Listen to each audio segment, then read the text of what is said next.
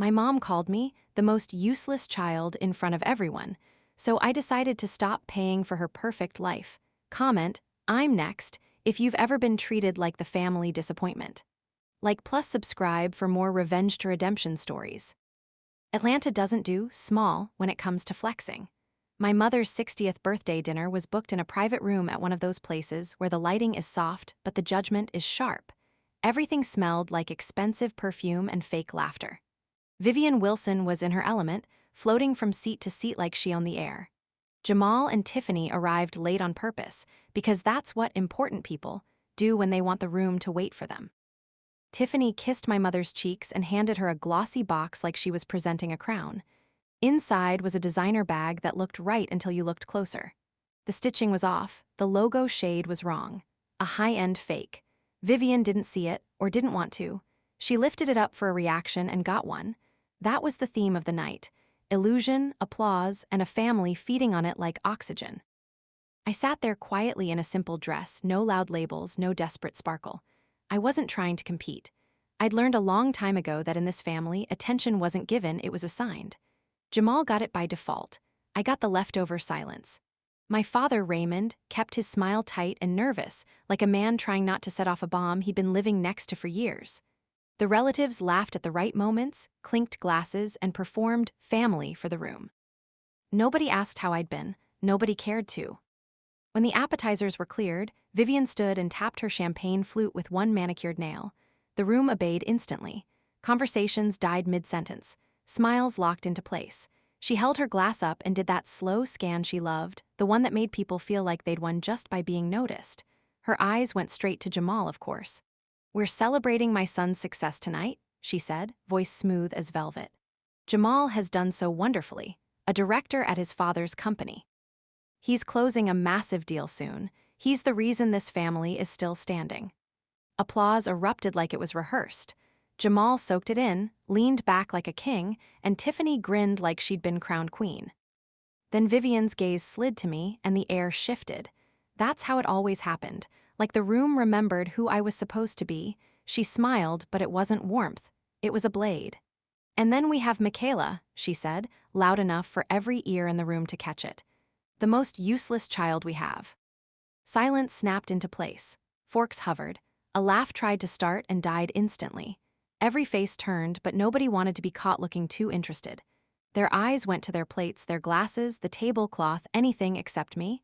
This was the ritual. Public humiliation, then polite pretending it wasn't happening. My father stared at the centerpiece like it held answers.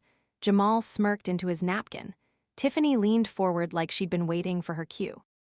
"Oh my God, Michaela," Tiffany said sweetly, loud enough to travel. "I always forget, what is it you do again? That little inspiration blog, are you still doing that?" She let the word little hang there, sticky and cruel. "Must be hard, rent, bills, all that. Atlanta isn't cheap.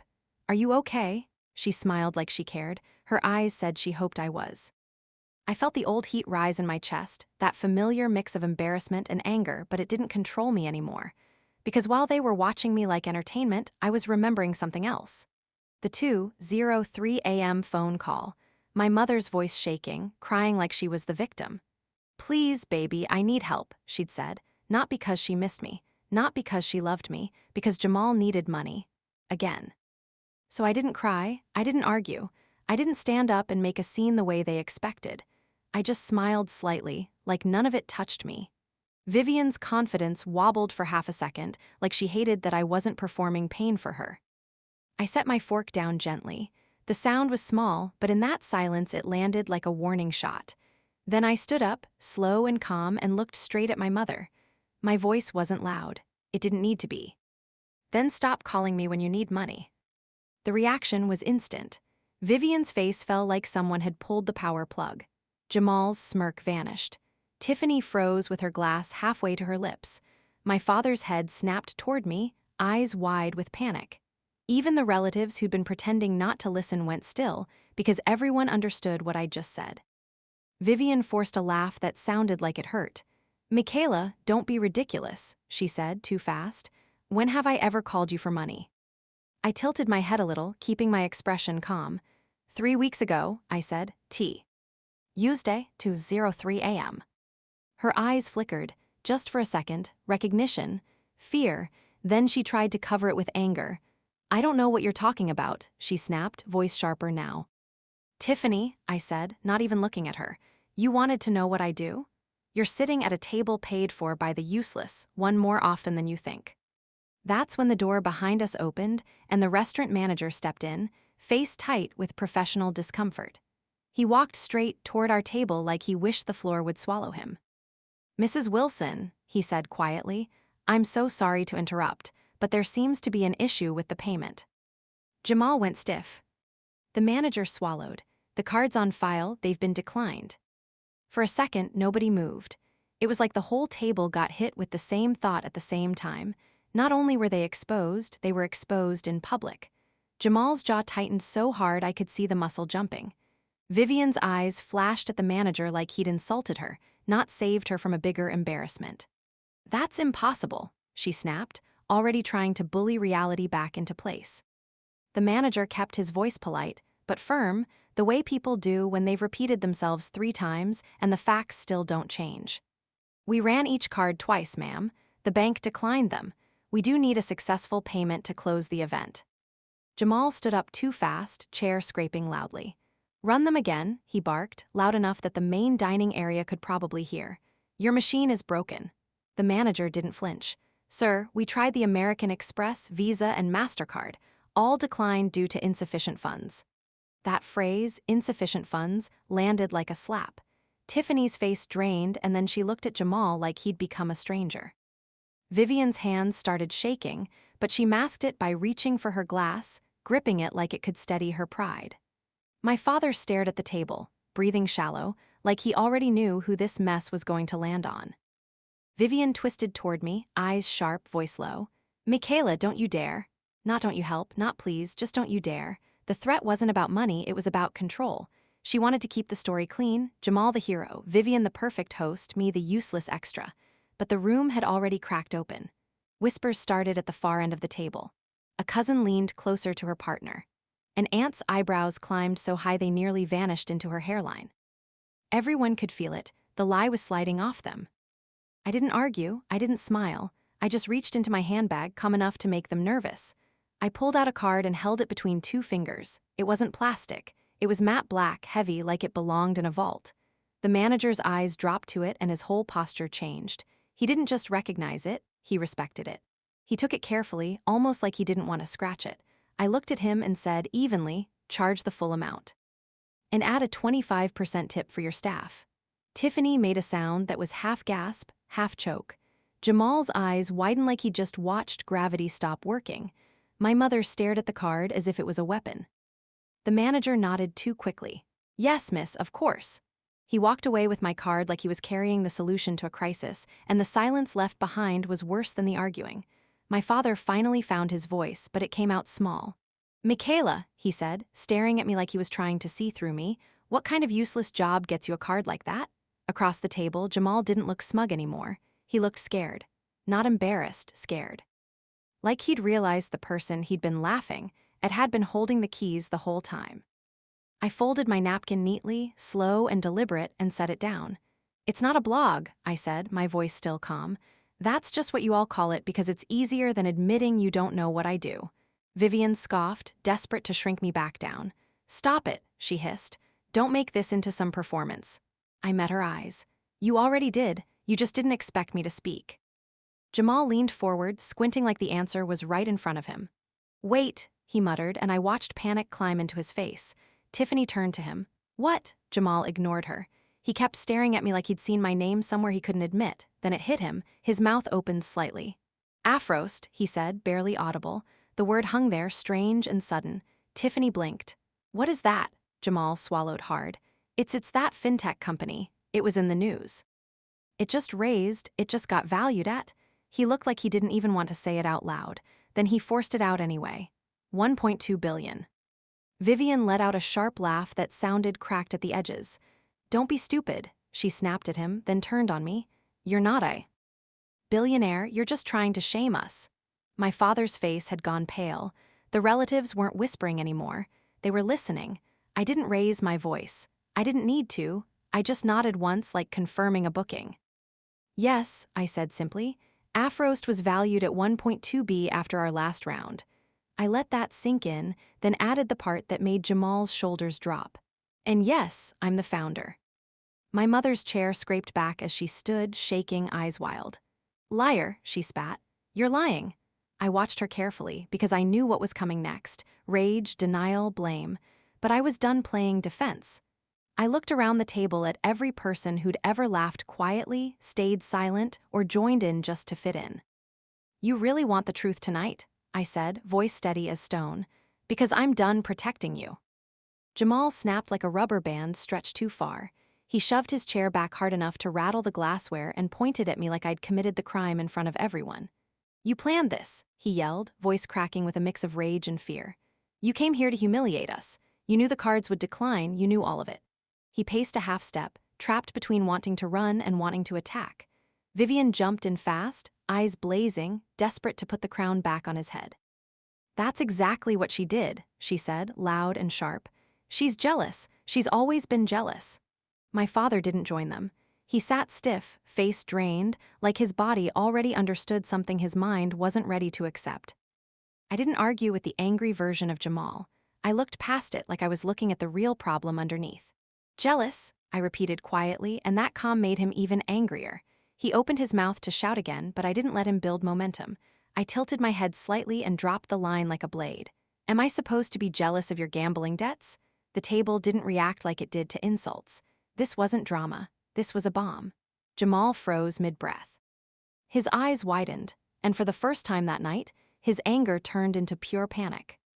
Tiffany's head snapped toward him so fast it was almost violent. Gambling debts? She repeated slowly, like she was tasting poison. The smugness was gone. The jokes were gone. Even the social climber mask was gone. Jamal, she said, voice low and dangerous. What is she talking about? Jamal tried to laugh, but it came out thin and wrong. Baby, she's lying, he stammered. She's making stuff up because she's bitter. But he wouldn't look at Tiffany. He couldn't. His eyes kept flicking to the table, to the door, to anywhere that wasn't his wife's face. I spoke to Tiffany like she was the only adult at the table. The 50 grand, I said, wasn't a cash flow problem. It was a bookie. Jamal's face tightened. Vivian made a strangled sound like she wanted to interrupt, but the room was already sliding away from her control. Tiffany's lips parted slightly, shock hardening into fury. A bookie, she repeated, louder now. You've been gambling? Jamal reached for her hand. She jerked away like his touch burned. My father's fingers gripped the edge of the table so hard his knuckles went white. He still hadn't said a word, but his breathing was shallow and fast. Vivian lunged for authority, raising her voice to drown out the truth. Enough, she snapped. This is a birthday dinner, not a courtroom. But her voice wasn't power anymore. It was panic. I didn't even look at her.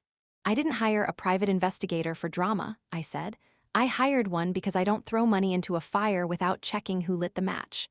Jamal's mouth opened, then closed again. He looked smaller with every second. Tiffany was staring at him like she was doing maths in her head, adding up every missed call, every late night, every business trip. Then I turned to my father because this part wasn't for Jamal or Vivian. This part was for the man who still believed in the family story. Dad, I said, and my voice softened just enough to make it land harder, Jamal didn't just lie to us. My father finally looked up, eyes bloodshot, confused and scared. Michaela, he said, like he didn't want the next words. What do you mean? I met his gaze and didn't blink. He took out a second mortgage on your house, I said. Forged your signature, used it as collateral. The air changed. It wasn't silence anymore. It was the soundless drop of a building collapsing. My father's face went gray like the blood drained out all at once.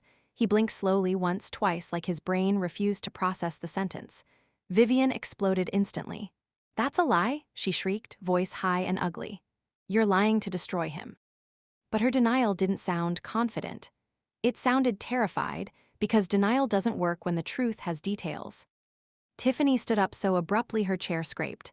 Second mortgage, she said, staring at Jamal with a look of horror and disgust.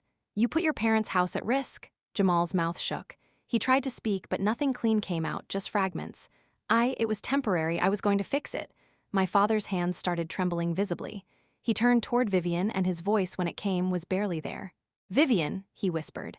Tell me she's lying. Vivian's eyes darted away, just for a second, but it was enough. The room saw it. My father saw it. And that's when Uncle Marcus, who had been silent like a judge at the end of the table, finally stood up. He didn't shout. He didn't perform. He just spoke in a calm, steel tone that cut straight through the mess. "Vivian," he said, "stop." The single word froze her. He looked from Jamal to my father, then back to Vivian with disgust so controlled it was colder than anger. "You keep calling it family," he said, "but what you've been doing isn't family. It's theft with a smile." Vivian's face tightened. "Marcus, sit down," she hissed. He didn't. He took one slow breath, then delivered the line that made every person at the table lean in without meaning to. "And you're very familiar with stealing, Vivian," he said, "aren't you?" Vivian's eyes widened just a fraction. Jamal stopped rocking. Tiffany's anger paused, replaced by sudden curiosity. My father stared at Marcus like he was clinging to the only person in the room who might tell him the full truth. Uncle Marcus reached into his jacket, not rushing, not shaking, and the movement alone made the room feel smaller. "I didn't want to do this here," he said, voice steady, "but you forced it." He looked at me briefly, then back at Vivian. "You've been lying for a long time." His fingers closed around something inside his jacket, and he began to pull it out. That's where the night really started. Uncle Marcus unfolded the document like he'd been carrying it for years, not in his pocket, but in his chest. The paper looked old, slightly yellowed at the edges, the kind of thing that doesn't belong in a restaurant full of champagne and ego. He didn't wave it around for attention. He just held it steady, letting the weight of it do the talking. "This is the original will paperwork," he said, voice calm, almost tired. "Not the version you've been repeating at family dinners. Not the story you've sold to everyone." Vivian's face changed in real time, like someone had switched the lights off behind her eyes. "Marcus," she warned, low and sharp. "Don't." He looked at her like the warning meant nothing anymore. "There was a $500,000 educational trust," he said, "set up by your parents, irrevocable, intended for the grandchildren, half for Jamal, half for Michaela." The room didn't explode. It cracked.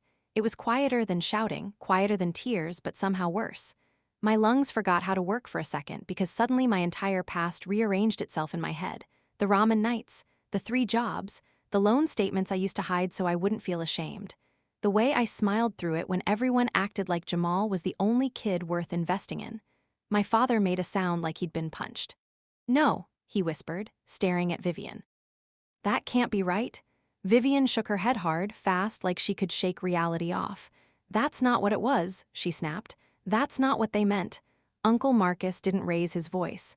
"They meant exactly what they signed," he said. $250,000 was hers. He glanced at me, then back to the table. And she didn't get it. I heard myself speak before I even realized I was going to. "Wait," I said, voice rough. "You're saying I had money for college." My eyes locked onto Vivian. "I had a share and you kept it." Vivian's jaw clenched so tight I thought her teeth might crack. Then, like always, she reached for the same old weapon, justification dressed up as motherhood. "Stole?" she barked, offended like I'd accused her of stealing jewelry instead of stealing my future. "How dare you? That money went into raising you. Roof over your head, food, clothes. You think that was free?" Her words hit the table like a final plea for control. For one second, my father looked like he wanted to believe it, because believing her was easier than facing what it meant if she was lying. I didn't shout, I didn't cry. I just stared at her the way you stare at someone when you finally see them clearly and it's too late to unsee it. "Roof," I said quietly. "You mean the small back room while Jamal had the master suite." I nodded toward Jamal without even looking at him. "Food, you mean the nights you cooked enough for the men and told me to make a sandwich if I was still hungry." Vivian flinched, but she didn't deny it. She couldn't. "And if that money was for raising me," I continued, voice steady, "why did it pay for Jamal's private school while I went public? Why did it pay for his trips, his car, his MBA, while I took out loans and worked through finals week?" I took a slow breath. That wasn't parenting, that was funding your favorite. My father's face collapsed like the last support beam finally snapped.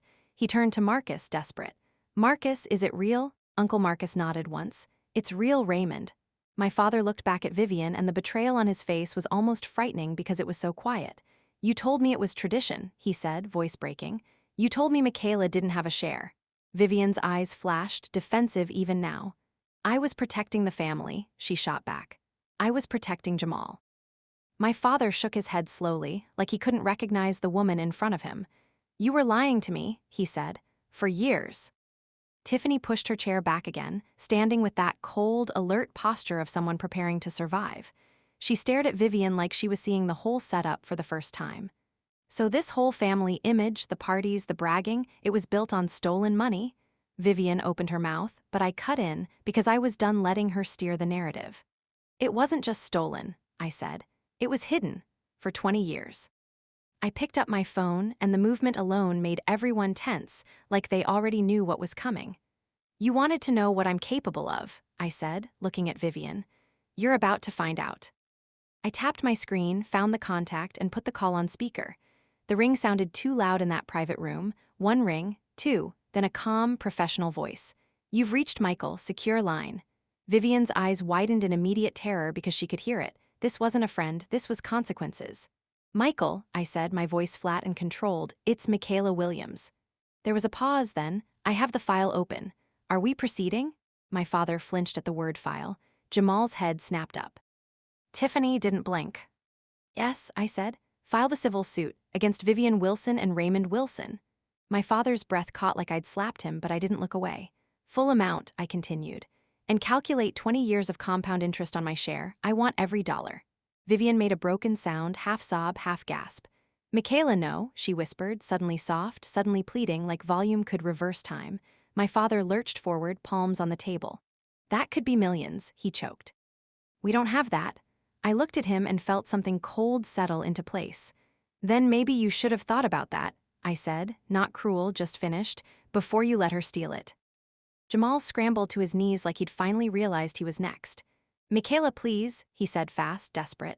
That's Mom, that's Dad, don't do this. I didn't even give him the dignity of a full glance. I spoke into the phone. Michael, there's another matter, I added. Jamal froze. The personal loan, I continued, $50,000 extended to Jamal Wilson 3 weeks ago. Jamal's voice cracked. No, no, no, Michael's tone didn't change.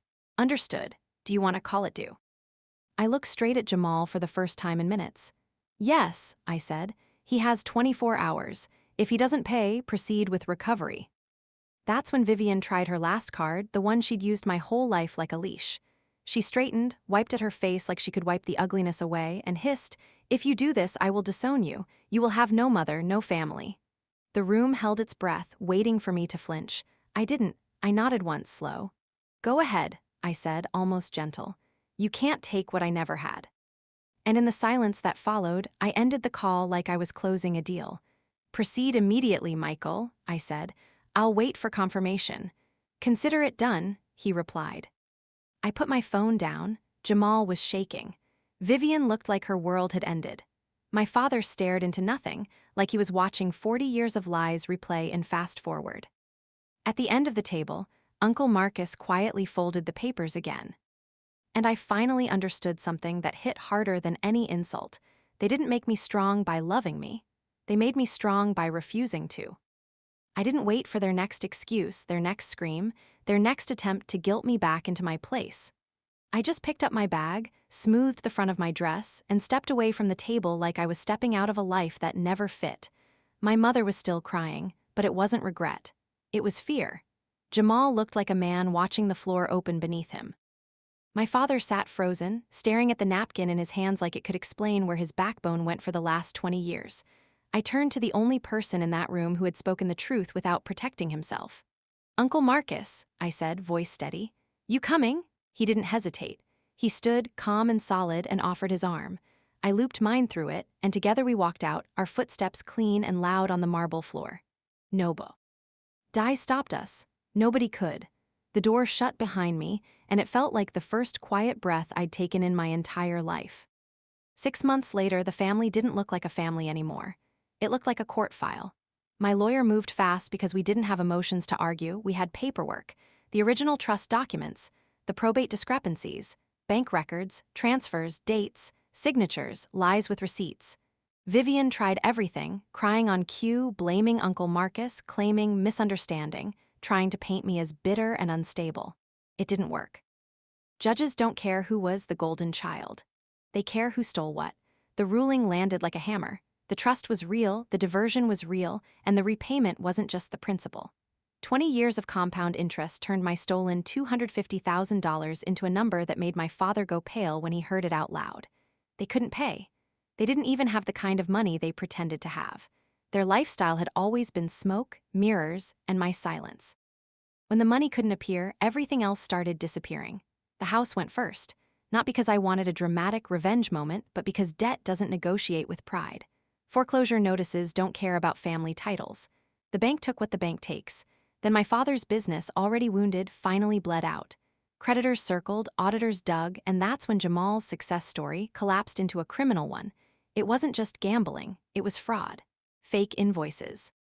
Shell accounts, years of embezzlement dressed up as business expenses. The kind of paper trail that doesn't end in a family argument, it ends in charges. Tiffany didn't stand by him through it either. She didn't cry, she calculated. She filed for divorce, went for custody, and used the truth like a weapon because it finally benefited her. The same woman who mocked me at the table looked me dead in the eye in a lawyer's office and said, "I'll testify." And she did. Jamal tried to call me. At first it was anger, voice notes full of blame. Then it turned into panic, then begging, then nothing.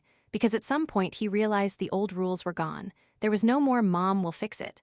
No more dad will cover it. No more Michaela will pay quietly if we shame her loudly. He had one job in life, stay the favorite. The second the money dried up, he didn't know how to survive as a normal man. The last I heard, he was out on bond waiting for court dates, with his name turning toxic in every room that used to clap for him. And me, I didn't throw a party. I didn't post a victory caption. I didn't need to. I did something that hit harder than revenge because it was permanent. I bought my father's old factory through a shell company. Quiet, clean, legal. The place smelled like rust and old oil and failure, the same kind of air I breathed my whole childhood. People assumed it would be demolished, turned into storage, sold off piece by piece like a dead thing, but I didn't buy it to destroy it. I bought it to prove a point. When the renovations started, the neighborhood watched like they didn't trust it. They'd seen promises before, but this wasn't a promise, it was a plan. The broken windows got replaced. The roof stopped leaking. The dark, empty floor became bright. Glass classrooms, computer labs, training rooms, and a community space that didn't feel like charity, it felt like power. On opening day, the sign outside didn't carry my family name. It carried the truth, Seed Trust Center. Because that's what my grandparents tried to give me, a seed. My mother buried it, so I brought it back to the light and planted it everywhere. During the opening, I stood on the small stage with a mic in my hand, looking at kids from the neighborhood staring at the screens like they'd just discovered a door they didn't know existed. I didn't talk about betrayal in detail. I didn't need to. I said one line that mattered. They called me useless, I told them. So I built something that makes useless kids unstoppable. The applause wasn't polite. It was loud. Real. The kind that doesn't come from social climbing. It comes from people who know what it's like to be overlooked. And right before the ribbon cutting, I saw my father standing off to the side in a plain maintenance uniform, holding a toolbox like it was the only honest thing left in his life. He didn't approach like a king anymore. He approached like a man trying to earn air. "Ms. Williams," he said, careful, respectful, eyes down. The title used to be something people called strangers. Hearing it from him felt heavier than any apology. I looked at him for a long second. Then I said, quietly, "Thank you, Dad." Just 2 words. Not forgiveness for everything, not a reunion, not a clean, happy ending. Just a boundary with a door left slightly open. His eyes watered, but he didn't perform. He just nodded and went back to work. Because that's the real ending, not them begging. And not them breaking, not me winning. The real ending is me leaving that room and never shrinking again. The real ending is me turning stolen money into a place where nobody has to beg for a chance the way I did. And the biggest lesson I learned wasn't how to expose people. It was this: when they spend your whole life calling you nothing, don't prove them wrong with words. Prove them wrong with what you build.